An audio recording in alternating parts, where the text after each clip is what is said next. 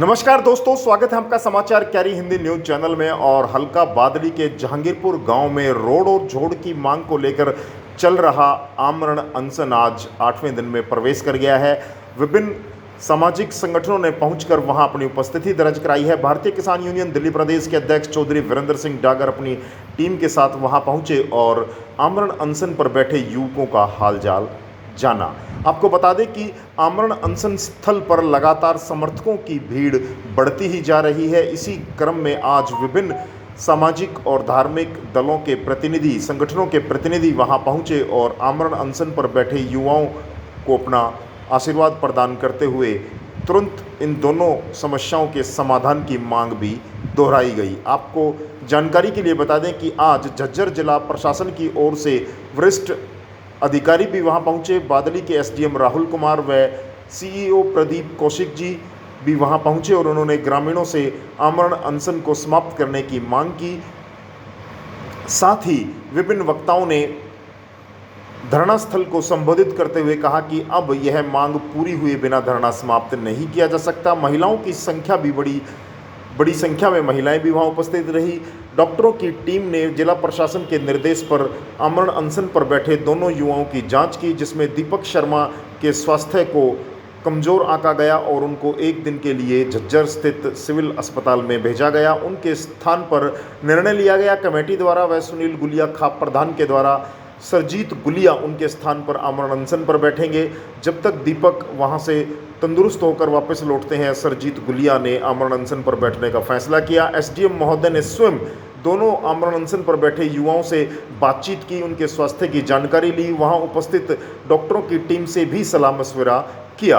आपको बता दें कि अब यह मसला साथ लगते गांवों और सुदूर प्रदेश दिल्ली तक भी यह मसला पहुंच चुका है, जहां से बड़ी संख्या में किसान यूनियन वहां पहुंची। चौधरी वीरेंद्र सिंह डागर, दलजीत सिंह डागर, संजय महासे और तमाम लोग वहां पहुंचे और वरिष्ठ अधिकारियों के साथ मंत्रणा भी की। धरने पर उपस्थित सभी प्रमुख वक्ताओं ने अपने अपने विचार रखे। साथ ही प्रशासन ने भी खुलकर जनता से चर्चा की। धरने पर बैठे सभी ग्रामीणों, बुजुर्गों, युवाओं से जिला झज्जर प्रशासन द्वारा मांग की गई कि आप धरना आमरण अनशन समाप्त कर दें। धरना भले ही जारी रहे।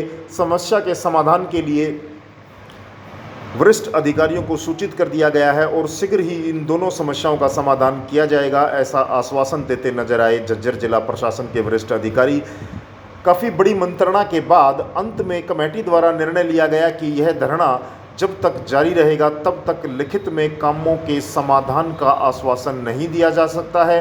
महिलाओं ने भी पुरजोर समर्थन करते हुए धरने का समर्थन करते हुए कहा कि महिलाएं भी आमरण अनशन पर बैठने के लिए तत्पर हैं और अंत में निर्णय यही लिया गया कि धरना जारी रहेगा। हमारे भाई अनिल और दीपक लगातार जो अनशन पर बैठे हैं 15 तारीख से, दोनों भाइयों के चरणों में भी नमन करते हैं हम दिल्ली प्रदेश की तरफ से, भारतीय किसान यूनियन की तरफ से, जो गांव के पक्ष में इतना बड़ा इन दोनों भाइयों ने निर्णय लिया। मैं तो सभी भाइयों से, प्रधान जी से, अपनी गुड़िया खाप से, दिल्ली प्रदेश की तरफ से, दासा बारा की तरफ से, डागर खाप की तरफ से ये आश्वासन दिलाता हूँ और गांव में बात करके हम अपने प्रधान जी से, जो डासा बारा के प्रधान अपने चौधरी खजान सिंह, उससे बात करके आए। उसने बताया भी है भाई आप जाओ और जहांगीरपुर गांव जो कमेटी है जो भी ये निर्णय लेगी, डासा बारा डागर खाप हम आपके साथ हैं। जब हमारे भाई जागरूक हैं, हमने अपना हक मांगना आ गया, अपना हक लेना आ गया। मैं तो सभी भाइयों से जो बैठे हैं, संख्या थोड़ी और ज़्यादा की बात नहीं है। संख्या जब भी जहांगीरपुर गांव कहेगा, प्रधान जी जब भी जहांगीरपुर गांव कहेगा, जब भी गुड़िया खाप का आदेश होगा, हम दिल्ली प्रदेश की तरफ से भी संख्या बढ़ाने का भी काम करेंगे और जो भी कमेटी को मदद की बात होगी मदद देने का भी काम करेंगे। ये आश्वासन दिलाते हैं आपको। ये संख्या आपकी थोड़ी नहीं है, बहुत है। संख्या दिन पर दिन बढ़ने लग रही है। हमने भाई संजय शर्मा की समाचार क्यारी के माध्यम से पता लगा, पहले आना चाहिए था, लेकिन लखीमपुर खेड़ी में एक पंचायत थी, कल से आई तो प्रधान जी ने आदेश दिया आप जाता। तो मैं तो सभी भाइयों से अपनी पूरी सरदारी से ये आश्वासन दिलाता हूँ, कोशिश करेंगे प्रधान जी कि हम रोज 10-15 आदमी रोज आकर आपके बीच में 1-2 घंटा समय दें। रात में भी रुकने की बात होगी तो हम दिल्ली प्रदेश की तरफ से रात को भी रुकने की संख्या बढ़ाएंगे। आप लोगों की जो कोर कमेटी है वो डिसीजन ले कि हमने क्या करना। कोई भी काम नियम से होता है। अधिकारियों की बात और प्रधान जी ने काफी कुछ निष्कर्ष निकाल दिया। जब पासौर की सीमा में कई साल पहले राजा टोडरमल के टाइम के रास्ते को भी एक्वायर कर लिया। ये किसी एक गांव का नहीं था, पासौर का नहीं था, जहांगीरपुर का नहीं था, ये तो बंदोबस्त के टाइम का है। 2 काम हमने मांगे थे, उसमें से 1.5 भी हो पाता है तो भी एक हमारी बहुत बड़ी ये हम कह सकते हैं उपलब्धि होगी इन बच्चों के माध्यम से। बाकी आप सब बुजुर्ग हैं, मैंने अपना विचार मेरा विचार गलत भी हो सकता है, छोटा समझ के माफ़ कर देना। मैंने अपना विचार दिया है, मेरे अपने विचार से जितना प्रशासन हमें देता है हमें उसको स्वीकार कर लेना चाहिए। और हमारे बच्चों का जो स्वास्थ्य है सर्वप्रथम हमें डॉक्टर की सलाह लेके उसको प्राथमिकता देनी चाहिए। 2 मांगे इनकी हैं, एक जागीरपुर से पास रोड की और एक अपने जोड़ की। तो जोड़ का काम तो शुरू हो चुका है, उसके एडमिनिस्ट्रेटिव अप्रूवल वगैरह सब मिलके उसका सर्वे हो चुका है। और काम जो पहला स्टेज का जो सर्वे का काम था वो भी कंप्लीट हो चुका है। तो वो काम तो एडमिनिस्ट्रेटिव अप्रूवल के बाद सुचारू रूप से चालू है और अगले स्टेप के अंदर उसका काम शुरू हो जाएगा। ये आगे खुदाई का जो अपना ओरिजिनल काम कहते हैं, पहले काम थे सर्वे वगैरह के भी कंप्लीट हो चुके हैं। रही दूसरी बात सड़क की, तो सड़क का टेक्निकल अप्रूवल हो चुका है। तकनीकी अप्रूवल इंजीनियर चीफ जो हरियाणा के इंजीनियर चीफ हैं, चीफ इंजीनियर हमारे उनसे अप्रूवल हो चुका है आज। और आने वाले 48 घंटे के अंदर वो एडमिनिस्ट्रेटिव अप्रूवल होकर हमारे पास आ जाएगा और उसके बाद वो रोड का काम भी शुरू हो जाएगा। तो मैं प्रशासन की तरफ से हाथ जोड़कर करबत इलाके के बुजुर्गों से भी और मेरे ये दोनों नौजवान साथी हैं, इनसे मैं प्रार्थना करता हूँ कि अनशन तोड़ दें। क्योंकि अभी डॉक्टर साहब बता रहे थे कि कीटोन बॉडी ज़्यादा बढ़ गई है। डॉक्टर की राय ये है कि आगे अब अनशन को बढ़ाना ठीक नहीं है। तो मेरी आपसे बुजुर्गों से भी यही प्रार्थना है, मेरी माताओं बहनों से भी प्रार्थना है और मैं भी मिलकर इनको बनाएं और भाई ये अगले 2-3 दिन में काम ये शुरू हो जाएगा। तो मेरा ये अनशन तोड़ दें और काम शुरू ना हो इतने धरने में बैठे रहे और जब काम शुरू हो जाए फिर धरना उठा ले, फिर धरना उठाने फिर आ जाऊंगा। अगले 48 घंटे के अंदर रोड की एडमिनिस्ट्रेटिव अप्रूवल की हो जाएगी। टेक्निकल अप्रूवल आज सुबह होंगे, इंजीनियर से जाके एसीएस को जा चुकी है मेडिकल चीफ सेक्रेटरी। वहां से 2 टेबल और बदलनी है, हो सकता है वो शाम तक हो जाए। हमारे उपायुक्त महोदय भी उसके पीछे लगे हुए हैं, मैं भी लगा हुआ हूँ, एसडीएम साहब भी पीछे लगे हुए हैं। और आप ड्यूटी लगाओगे तो मैं स्पेशल चंडीगढ़ निकल दूंगा और अप्रूवल लेगा।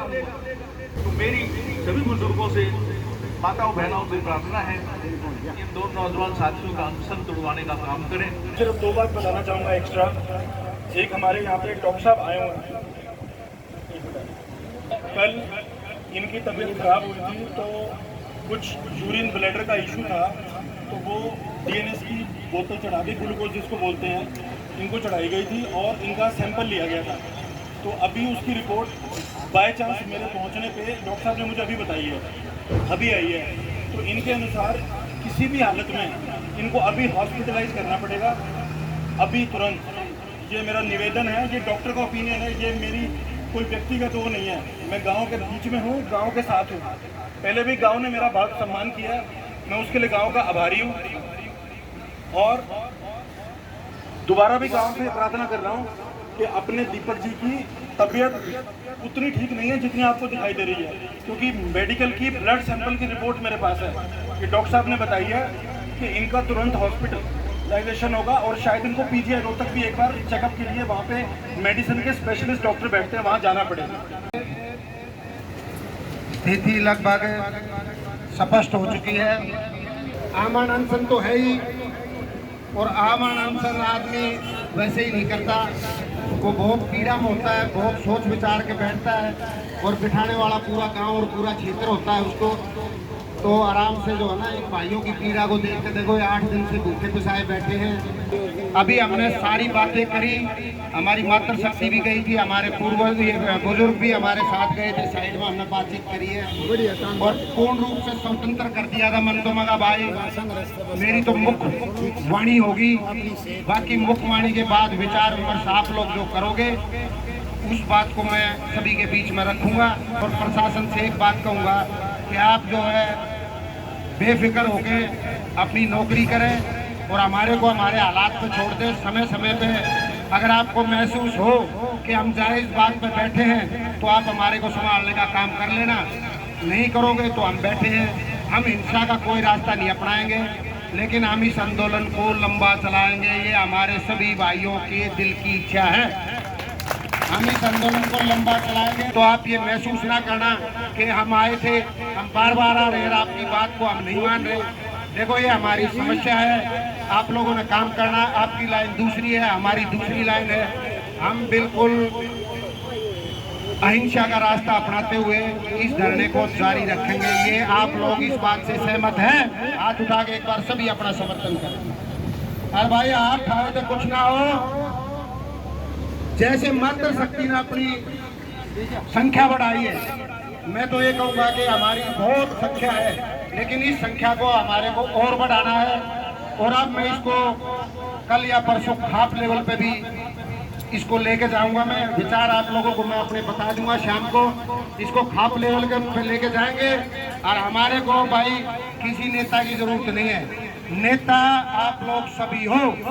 और आप लोग, मैं आश्वस्त कराता हूँ, अगर ऐसे ही सच्चे मन से आप लोग जुटे रहे तो 1 हफ्ते का टाइम हमारे एक्शन साहब मांग रहे हैं कि भाई 1 हफ्ते के अंदर में सारी मीटिंगें करके और इस रास्ते को बनवाने का भरसक, मतलब पहले तो इनको पता ही नहीं था, वैसे ही अपना वो एस्टिमेट निकलवा लिया था, उसके लिए उन्होंने खेत प्रकट किया। लेकिन अब ये जो अड़चन है उसके बारे में पता लग गया, कह रहे हम मीटिंग करके 1 हफ्ते के अंदर इस काम को करके और अप्रूवल आपके हाथ में दे देंगे। क्या मैं सत्य बोल रहा हूँ एक्शन साहब? 1 हफ्ता मीटिंग करके जो भी आउटपुट है मैं आपको हर कोशिश करूँगा, मतलब आउटपुट ही दोगे, इसमें सक्सेसफुल नहीं हो सकता है कि नहीं हो सकता है, हो सकता है। तो 1 हफ्ते की एक्शन साहब कह रहे हैं कि भाई मैं 1 हफ्ते के अंदर ये सारी जो उथल जमीन की हो रही है, ये डिपार्टमेंटली इसका कैसे ट्रांसफर करेंगे, कैसे करेंगे, 1 हफ्ते के अंदर टेबल पर रिजल्ट होगा। तो हम ये मानते हैं कि ये इससे अगला जो हफ्ता होगा ये बहुत ही शुभ होगा हमारे लिए और खुशियों भरा होगा। और भाई ये हमारे लिए खुशखबरी लेकर आओगे।